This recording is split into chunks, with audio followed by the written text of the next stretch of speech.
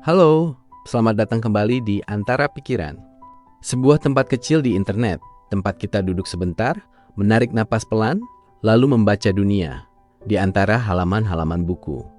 Malam ini kita tidak akan membahas novel petualangan, tidak juga kisah cinta yang rumit.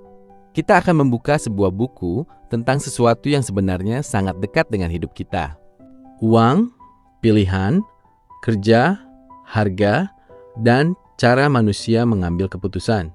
Buku yang akan kita temani malam ini berjudul Prinsipil Ekonomi, karya Ferry Irwandi. Sekilas judulnya mungkin terdengar berat. Seperti buku kuliah, seperti sesuatu yang penuh rumus dan grafik. Tapi anehnya, ketika kamu mulai membaca buku ini, rasanya justru seperti diajak ngobrol. Ngobrol tentang hidup, tentang keputusan-keputusan kecil yang sering kita anggap sepele. Padahal diam-diam menentukan arah hidup kita. Dan malam ini, kita akan berjalan pelan-pelan menyusuri isi buku ini. Gambaran umum buku.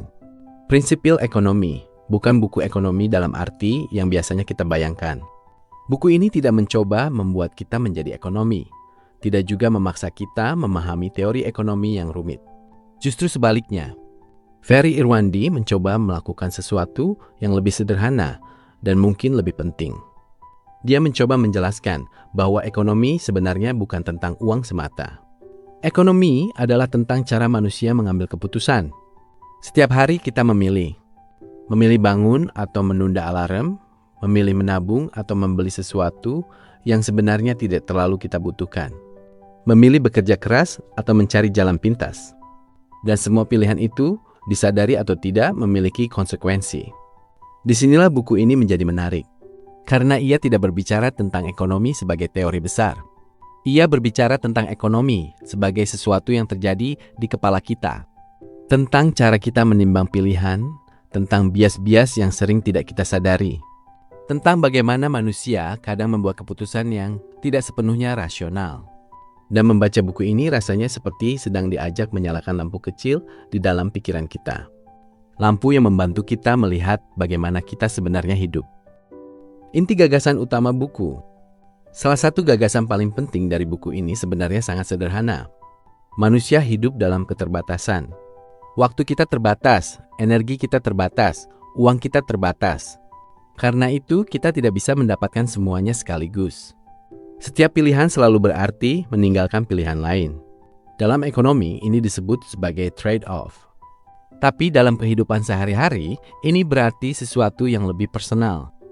Jika kamu memilih lembur untuk menambah penghasilan, mungkin kamu kehilangan waktu bersama keluarga. Jika kamu memilih menabung untuk masa depan, mungkin kamu harus menahan diri dari kesenangan hari ini. Dan buku ini mengajak kita memahami bahwa hidup sebenarnya adalah rangkaian kompromi. Tidak ada keputusan yang benar-benar sempurna. Yang ada hanyalah keputusan yang paling masuk akal dalam situasi tertentu. Hal sederhana seperti ini seringkali tidak kita sadari. Kita sering menyalahkan diri sendiri ketika keputusan kita terasa salah. Padahal, mungkin kita hanya manusia yang sedang mencoba memilih di tengah dunia yang penuh keterbatasan. Konsep penting dalam buku. Buku ini menjelaskan beberapa konsep ekonomi penting dengan cara yang sangat membumi. Salah satunya adalah konsep biaya peluang. Biaya peluang berarti ketika kita memilih sesuatu, kita juga sedang kehilangan sesuatu yang lain. Misalnya, kamu punya waktu 2 jam malam ini. Kamu bisa menggunakannya untuk menonton film, atau membaca buku, atau belajar sesuatu yang baru. Jika kamu memilih menonton film, biaya peluangnya adalah waktu belajar yang tidak kamu lakukan. Hal sederhana seperti ini ternyata sangat memengaruhi hidup kita. Banyak orang merasa hidupnya tidak berkembang.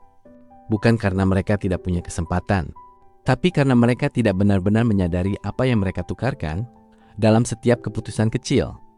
Konsep lain yang menarik adalah tentang insentif. Manusia cenderung bereaksi terhadap insentif. Jika ada hadiah, orang akan lebih bersemangat. Jika ada hukuman, orang akan lebih berhati-hati. Ini terlihat sederhana, tapi sebenarnya konsep ini menjelaskan banyak hal di dunia. Kenapa orang bekerja keras? Kenapa orang bisa curang? Kenapa sebuah sistem kadang justru menghasilkan perilaku yang tidak kita harapkan? Buku ini menunjukkan bahwa seringkali masalah sosial bukan hanya soal moralitas. Kadang masalahnya adalah insentif yang salah. Relevansi dengan anak muda. Ada satu bagian dari buku ini yang terasa sangat relevan dengan kehidupan banyak orang hari ini, terutama anak muda. Kita hidup di zaman yang penuh pilihan. Pilihan karir, pilihan gaya hidup, pilihan pasangan, pilihan cara menjalani hidup. Di satu sisi, ini adalah kebebasan. Tapi di sisi lain, ini juga bisa menjadi beban. Karena semakin banyak pilihan, semakin besar kemungkinan kita merasa salah memilih. Buku ini membantu kita melihat sesuatu yang sering kita lupakan.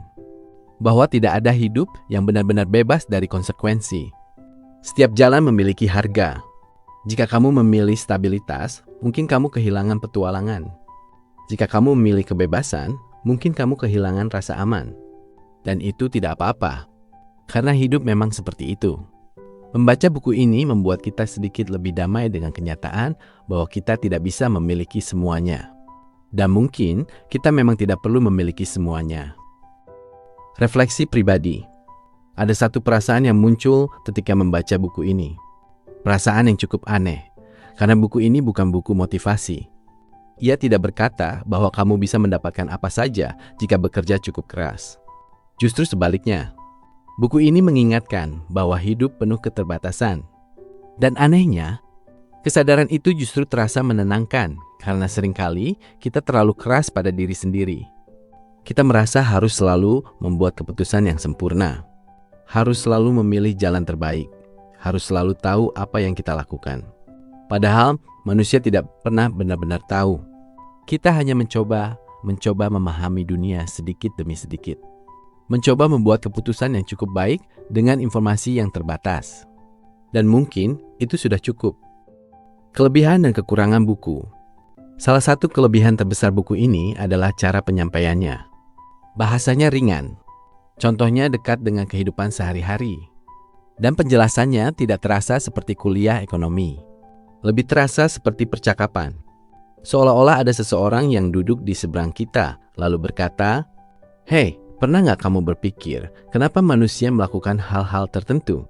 Namun tentu saja buku ini tidak sempurna. Bagi sebagian pembaca yang sudah cukup familiar dengan ekonomi, beberapa konsep di dalam buku ini mungkin terasa cukup dasar. Ada juga bagian-bagian yang terasa lebih seperti opini penulis daripada analisis yang mendalam. Tapi mungkin memang bukan itu tujuan buku ini. Buku ini tidak mencoba menjadi buku ekonomi paling lengkap. Buku ini hanya ingin melakukan satu hal sederhana, membuat kita berpikir. Dan dalam hal itu, buku ini berhasil. Penutup, kadang kita mengira ekonomi adalah sesuatu yang jauh dari hidup kita. Sesuatu yang hanya dibicarakan di berita. Tentang inflasi, tentang pasar, tentang angka-angka yang sulit dipahami. Padahal ekonomi sebenarnya terjadi setiap hari. Di kepala kita, di pilihan kecil yang kita buat. Di keputusan untuk membeli sesuatu atau menahannya. Di keputusan untuk bekerja lebih keras atau beristirahat sejenak.